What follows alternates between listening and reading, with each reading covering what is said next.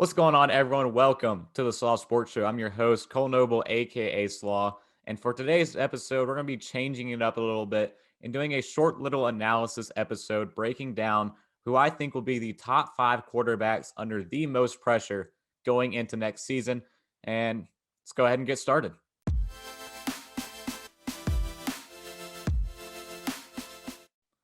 All right, so like I said, we're just going to be breaking down the top quarterbacks that I feel like is going to be under the most pressure going in the next season. It could be guys on new teams, could be guys with new personnel changes, and even guys coming back from injury that could be under pressure, hoping to perform better than what they did last season. And this is just what I'm going to start doing during the weeks on Wednesdays, do some, short little breakdown analysis episodes on the YouTube channel. And then Fridays have our normally scheduled hour-long live stream as well. So this is what we're going to do and see how it plays out going forward for the rest of the summer. Just figuring out what we want to do with the channel. But right now, this is what we're going to do for today's episode: is breaking down these quarterbacks who I feel like are going to be under pressure going into next season. So let's go ahead and kick it off with number 5. And at number 5, I'm going to have Joe Burrow of the Cincinnati Bengals. We all know last year played 10 games in his rookie season, the number 1 overall pick, tore his ACL, and was out for the remainder of the season. And this year, as of right now, what we've heard is that Joe Burrow is officially all cleared, all systems go for week 1. He will be back as the starting quarterback for the first game of the season for the Cincinnati Bengals. And as a guy who, tore his ACL his rookie year, and, that was last year. This year is his second season. We've only seen 10 games of Joe Burrow, and we haven't seen a lot from him. We saw a lot of quality games last year, but why do I have him listed here, my top 5 quarterbacks under pressure? It's not, what I think Joe Burrow needs to do in terms of his playing ability, in terms of leading the team with the Cincinnati Bengals, but I think he's really under the most pressure because of his fellow quarterbacks of his draft class last year. You think of guys like Justin Herbert with the LA Chargers, Tua Tagovailoa with the Miami Dolphins, and Jalen Hurts with the Philadelphia Eagles. We're not really going to mention Jordan Love, the Green Bay Packers. We don't know what's going to happen with that situation right now with Aaron Rodgers and the Packers. But for the most part, those 3 quarterbacks, Tua Tagovailoa in Miami, Justin Herbert in LA with the Chargers, and then Jalen Hurts with the Eagles. All 3 of those quarterbacks are looking to have decent seasons this year. I mean, you look at Tua Tagovailoa and the Dolphins. They could win up to 8, 9 games this season. We saw it last year with a 10-win season, almost making the playoffs. They've even gotten better this year than what they had last year on their roster. And Tua, fully confident season going in for him this year, hoping to improve on what happened last year. Justin Herbert with the Chargers, they're looking like a 10-plus double-digit win season this year for the Chargers, looking to even potentially sneak into the playoffs as a wild card team. And Justin Herbert's second year as a NFL quarterback. And Jalen Hurts, he has the full reins of this Philadelphia Eagles offense now with new head coach Nick Sirianni. So if those 3 quarterbacks have sustained success this season and reach upwards of 8, 9, 10 wins during the season, it's not looking like that's going to be the case for Joe Burrow, just how he's set up with the Cincinnati Bengals. And we start looking at quarterbacks, as they approach their rookie deals. And, right now, Joe Burrow going into a second year of his rookie contract, is trying to figure out how these situations will transpire and how these franchise guys are going to play out in their career. With Joe Burrow, I feel like he is under pressure. I talked about last year, ACL tear, end of this season. This year, he's coming back and, has something to prove. He has to prove himself as the quarterback that was drafted number 1 overall last year, and doing so with arguably one of the worst teams in the National Football League, I think, again next year in the Cincinnati Bengals. But you look back at Joe Burrow last year, the 10 games he played, again, 2-7-1 record with the Cincinnati Bengals under Joe Burrow. And in 2020, Joe Burrow's stats were pretty great, I would say, for a rookie quarterback. 2,688 yards. He had 13 touchdowns and 5 interceptions, a couple 400-yard games. The guy played great. And the problem was he just couldn't find the success. He couldn't get the wins last year with the Cincinnati Bengals. And the main thing with Joe Burrow was the fact that he was sacked 32 times which was the ninth most in the NFL, with only playing 10 of the games during the regular season last year. So the Bengals, obviously, you would think their number one priority in the offseason would be bolstering up that offensive line around Joe Burrow and adding more protection, especially with the season ending injury that he sustained, in order to help continue his sustained success for the Bengals and in the National Football League. Instead, they only added Riley Reef in the offseason, who's set to most likely start at right tackle. And then during the draft, they opted to not draft Penny Sewell out of Oregon and instead drafted Jamar Chase, the wide receiver out of LSU, teaming him back up with Joe Burrow. But I mean, you look back to 2019, the LSU Tigers national championship team under Joe Burrow. Him and Jamar Chase connected 84 times for 1,780 yards and 20 touchdowns during that year. So they did add his best friend back into this offense for the Cincinnati Bengals. You know, they lost AJ Green, they lost John Ross, and they're bringing in Jamar Chase, who's arguably better than both of those guys, into their offense with T. Higgins and Tyler Boyd already in the offense as well. Joe Mixon looking to take a more prominent role as the lead back of that offense. And then in the second round, the Bengals finally came back around to their offensive line and got Jackson Carman out of Clemson. He's set to most likely start at left guard. So getting him in the second round was huge in terms of building up this team around Joe Burrow. But ultimately, it's going to come down to that offensive line. Can that offensive line hold up enough to really keep Joe Burrow upright in order to target the acquisitions they have with Jamar Chase and target the rest of that offense? Like I said, Tyler Boyd and, of course, T. Higgins, who they got last year. Will Joe Burrow have enough time to, be able to get the ball to his playmakers? And another thing I want to point out here with Joe Burrow and the Bengals, they're going to be in a tough AFC North division, especially defensively wise, with the Baltimore Ravens, Pittsburgh Steelers, and the new look Cleveland Browns defense. Three tough defenses you have to go up against in 6 games for Joe Burrow this year. And we'll see how it works for Joe Burrow and the Cincinnati Bengals. Right now, they're tied for the sixth hardest schedule in the NFL this season with a 0.529 opponent win percentage going into this season. So already a tough schedule to go against for Joe Burrow coming back from injury. All things considered, and especially, like I talked about with the fellow draft classmates he has at quarterback, I think Joe Burrow is going to be under the microscope this year to see how he really bounces back. And it's not a bad under pressure for Joe Burrow. I'm not talking about job on the line under pressure with Joe Burrow. I'm talking about he's just under pressure of he needs to have success this season in order to help building his case as the franchise quarterback for the Cincinnati Bengals. So at number 4, I have Jalen Hurts, another quarterback who was a rookie last year going into his second season. And we just talked about him briefly. He's fully taken the reins. He is the guy now for the Philadelphia Eagles under head coach Nick Sirianni, his first year as the head coach. So a new quarterback at the helm for week 1 and a new head coach in Nick Sirianni coming together for the Philadelphia Eagles. And I'm excited to see how those two mesh, how they come together, and how they build this offense around Jalen Hurts and his dual threat ability. Last year, when he took over as the starting quarterback from Carson Wentz, he finished the season 1-3 during the 4 games that he started. Didn't really impress too much. He had a couple good moments at times. Had a couple good touchdowns against the Green Bay Packers, and then the last couple of games, he ended up getting that one win under his belt during the end of his rookie season, but not really impressive games that we saw from Jalen Hurts. And he just had moments. He never had one complete game. In his 4 starts, he threw for 1,061 yards, 6 touchdowns, but against 4 interceptions. And then, of course, the dual threat ability of Jalen Hurts as well. 354 yards and 3 touchdowns recorded on the ground. So full season under his belt, full season taking the reins as the starter. What are we going to see from Jalen Hurts? We saw a small sample size in only 4 games last year, and, he played a lot more than that, trickled in, as a Taysom Hill type of role in the offense under Doug Peterson. But now he is the guy. He is the starting quarterback for the Philadelphia Eagles for the entire season. And what exactly are we going to see from him?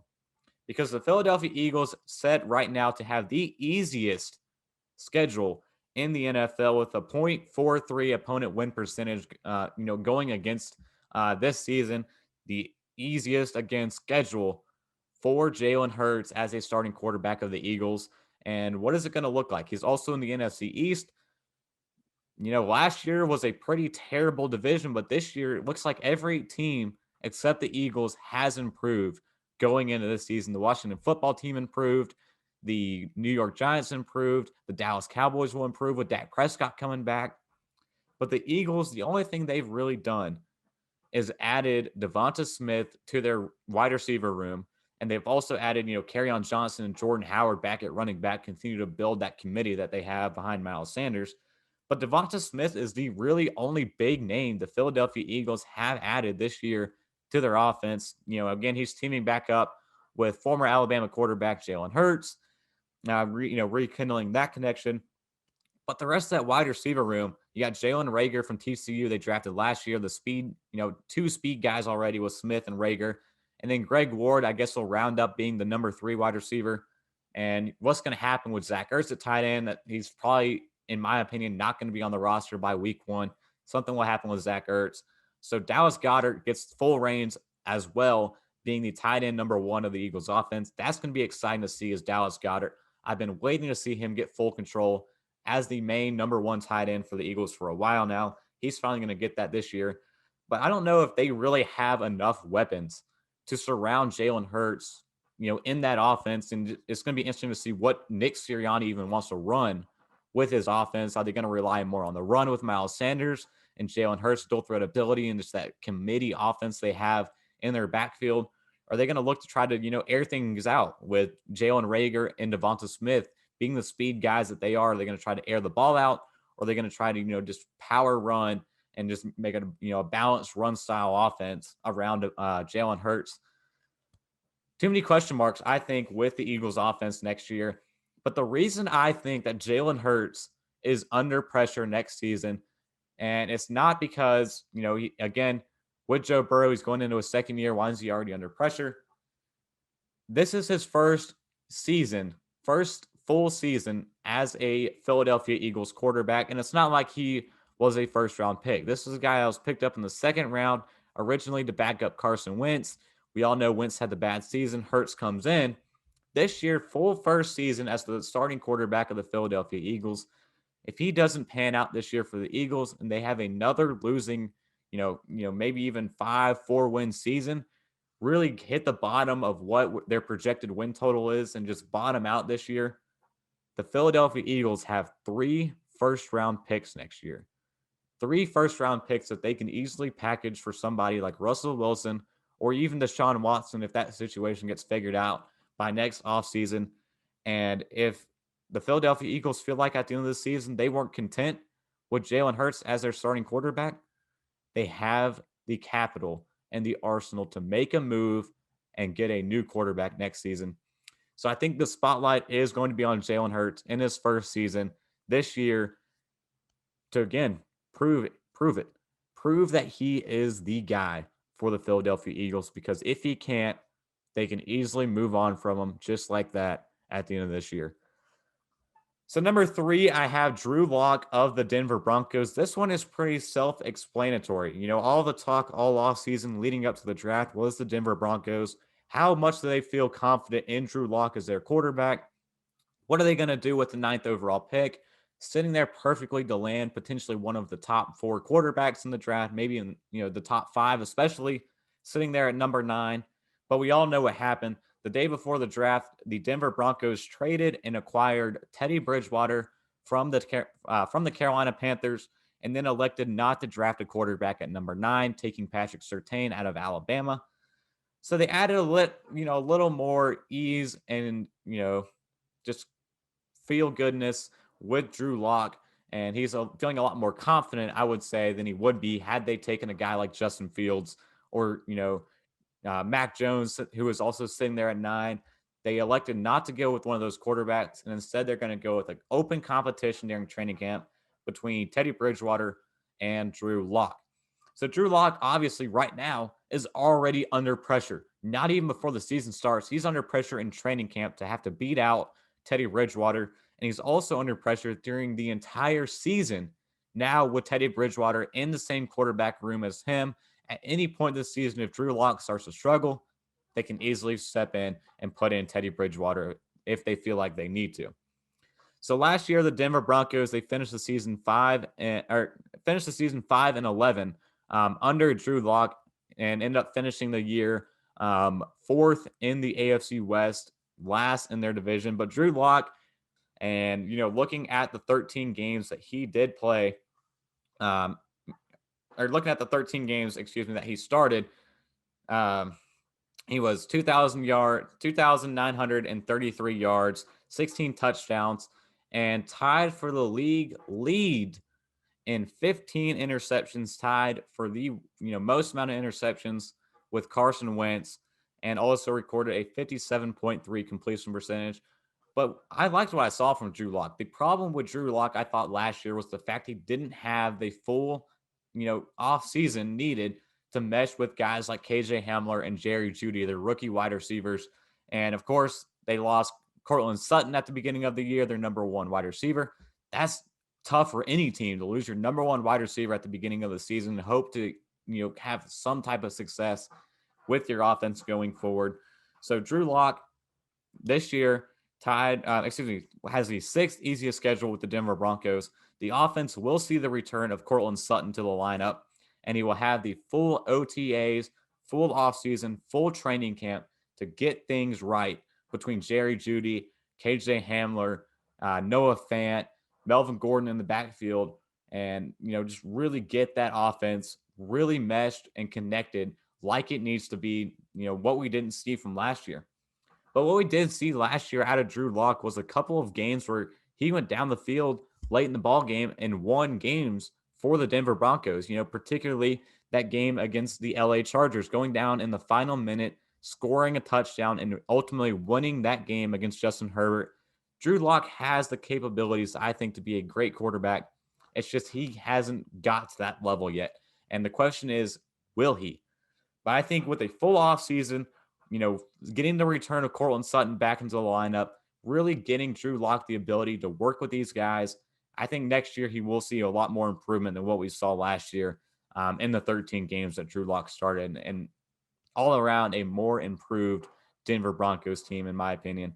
But if not, Drew Lock could ultimately get benched at some point, or maybe even not start at some point in favor of Teddy Bridgewater. And that was the whole point of getting Bridgewater on board, was having that reassurance in the offense, to have Teddy Bridgewater there to put him in if they needed to. So Drew Lock, another quarterback I have under pressure going into this season. So number 2 quarterback I think is under the most pressure going into this season has to be Carson Wentz. It has to be Carson Wentz. Last year, atrocious. Carson Wentz had probably the worst quarterback season in the entire National Football League last year, and he only started 12 games. 3-8-1 was his record as a starter. Carson Wentz, like we said, tied with Drew Lock for the most interceptions in the NFL, had the second most sacks in the NFL in 50 sacks in 20 starts straight out. The guy stunk last season.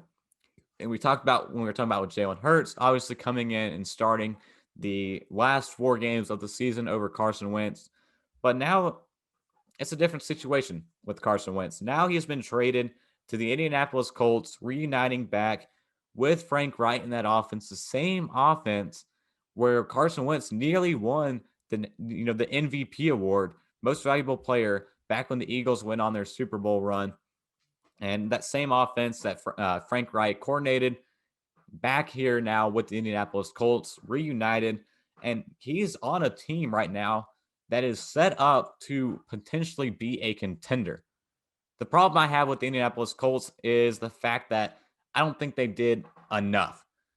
They had the team there. They had, this chance to go up to that next level. But really, the only thing they did was add Carson Wentz. They're really banking heavily on Carson Wentz being that guy that can put them over the top in the AFC going into next season. And the Indianapolis Colts last year, we all know 11-5 with Phillip Rivers. losing in the wild card round to the Buffalo Bills. They want to do better than that. They want a playoff win and a playoff run in Indianapolis because the team is there. The offense is there. Great offensive line. Obviously, they still have that hole at left tackle, in my opinion. They signed Eric Fisher, but until he can get on the field, recovering from his injury he suffered in the AFC Championship game, they still have that hole at left tackle during the season. You know, that blind side behind Carson Wentz. And, maybe they slide Quentin Nelson over there until Eric Fisher comes back. But still, solid offensive line around besides that hole. They got a top 5, maybe top 10, maybe top 5 running back in Jonathan Taylor. They got a great wide receiver trio in Paris Campbell, Michael Pittman, and T.Y. Hilton to surround um, Carson Wentz with enough weapons. You're one of the best defenses in the National Football League on the other side of the ball. And again, a pretty decent division to work in. The only competition they really had this year is going to be the Tennessee Titans, who had a lot of personnel changeover this year. So this is wide open for the Indianapolis Colts to get back into the playoffs and to win this AFC South division under Carson Wentz. The problem is they didn't maximize what they could have done. I think the Indianapolis Colts, what they could have done this year, obviously next year they got a big decision ahead of them with Quentin Nelson and Darius Leonard both needing contract extensions. Both guys going to be one of the highest paid players at their respective positions. So so Indianapolis was smart in the fact that they didn't go all in on long-term deals this year, but I really would have liked to see them add more free agents on one-year deals like they did with Eric Fisher. Really set this team up to win right now, win this season. But instead, they're playing it safe and really banking heavily on Carson Wentz to make some kind of improvement going forward to this season.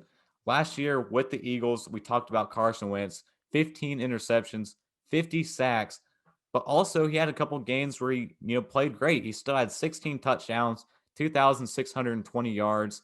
The tape is there for Carson Wentz when he can play great. It's just the problem was he made too many bad decisions, was flustered too much in the pocket with the Philadelphia Eagles, and the Colts are banking heavily on their offensive line, being able to keep Carson Wentz just happy, keep him, unafraid in the pocket, and be able to make right decisions with that offense. Carson Wentz is going to be under a lot of pressure because they are banking heavily on him to lead that team to a postseason run next season. And number one, the quarterback under the most pressure going into next season has to be Daniel Jones with the New York Giants. It's still early in Daniel Jones's career to say that he's officially out. If he flat out stinks this year, he's only played 2 years, going into his third year as the quarterback of the Giants. But that 5th-year option is looming. Next year, after this season, going to the next season, that's his 4th year. That's going to be his last year of his contract with that 5th-year option decision to be made for the New York Giants. And Daniel Jones, he showed some flashes last year, was great scrambling. He had some great throws last year. But this year, he really regressed being the full-time starter of the New York Giants. 14 starts last season in 2020. And he threw for 2,943 yards, 11 touchdowns, and 10 interceptions. But the problem with Daniel Jones is the fact that he was second in the NFL with 6 fumbles lost. Fumbles were a huge killing point for the New York Giants offense last season. And of course, a big detriment to their offense was the fact they lost Saquon Barkley for the year. He's set to come back this season. But the New York Giants, what they did this offseason was incredible. Adding a lot of pieces on defense, which was great, especially through free agency and the draft. And all around, the Giants were just an active team throughout the entire offseason. Dave Gettleman made a lot of big moves, in free agency, added a lot of guys, especially Kenny Golladay, arguably the number one wide receiver on the market, adding him to the offense. And then in the draft, he was flexible, moved back for the first time in his career as a general manager, and took Kadarius Toney out of Florida, another weapon to that offense around Daniel Jones. And that offense really right now is set up with Kenny Golladay playing the traditional X role. And on the other side, I would say Sterling Shepard playing the Z. And then the slot, you could put Darius Slayton there, Kadarius Toney there. And then at tight end, of course, you got Evan Ingram. They added Kyle Rudolph in the offseason as well in free agency. And they added John Ross. So they've made a lot of improvements to their entire offensive roster going into this season to just surround Daniel Jones with a lot of options, a lot of weapons because they are deep on the offensive side of the ball right now going into this season. And there's still a couple injury concerned players: John Ross, Saquon Barkley, Kenny Galladay on that offense, Evan Ingram.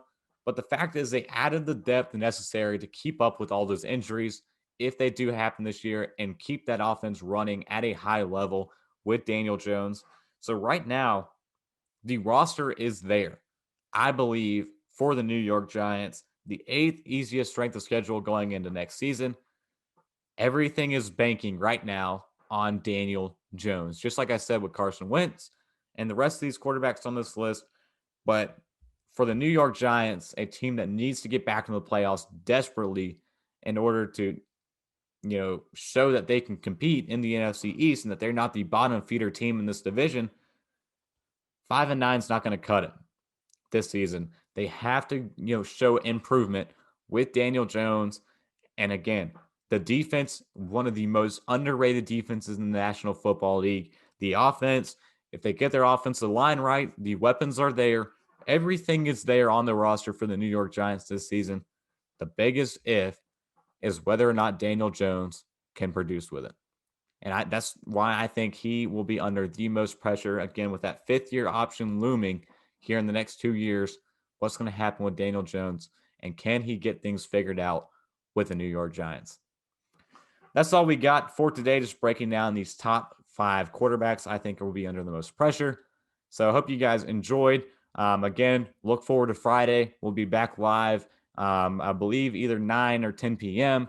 For a full hour. May end up having a guest on the show. So keep an eye out for that one. And I hope I get to see you guys live on Friday. Go ahead and hit the like button if you enjoyed today's episode. Share it with a friend. And again, thank you for joining. And until next time, peace.